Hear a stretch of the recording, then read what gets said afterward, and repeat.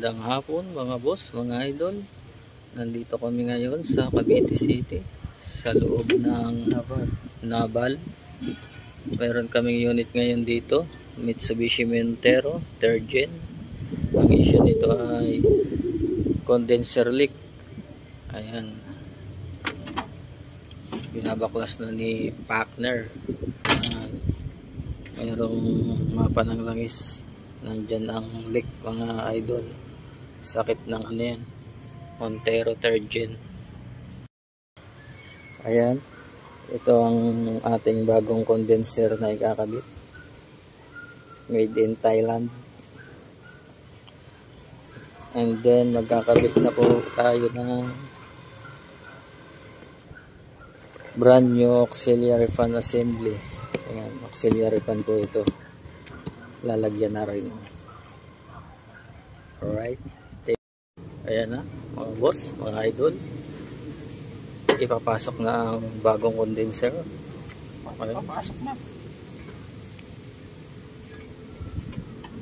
Yun, tapos na install natin yung brand new condenser. Yan, kung makikita nyo yung mga Montero na Gen 3. Ito yung gantong headlight, Gen 3 na to. Pati yung mas latest ngayon na 3.5, walang aux pan yan. Walang aux pan na nakalagay dito. Kaya kakabitan natin ng brand new auxiliary fan. Original to, original Vallejo. Yan. Unbox tayo.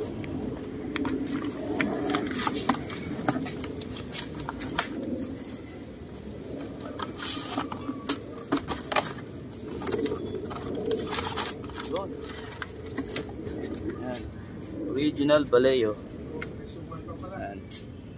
Kararating lang galing Bataan. I-install natin yan. Plug and play lang.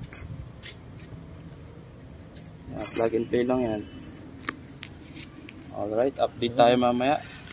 Yes. Sa next video. Shout out kay Sir. Ano nga pong pangalan mo, Sir?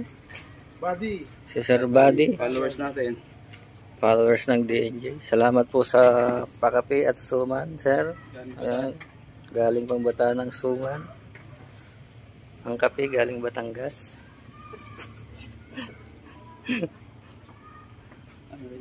Okay. Malamig ang kape.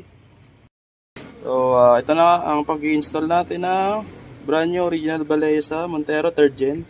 Yan, plug and play lang. Tapos, hanapin natin itong socket na to. Medyo mahirap makita siya kasi nakatago siya sa nose frame ng itong Montero. Pero after mo makita, yan, plug and play lang din ang socket. Yan, dito. Yun. Kakabitan lang itong frame dito. Sa ibabaw. Alright, update tayo sa ating ginagawa ng Montero 3rd Gen. Ayan, medyo madilim na. Hindi na makapag-flashlight at bukas ang cellphone. Ayan, sumasabay rin sa automatic.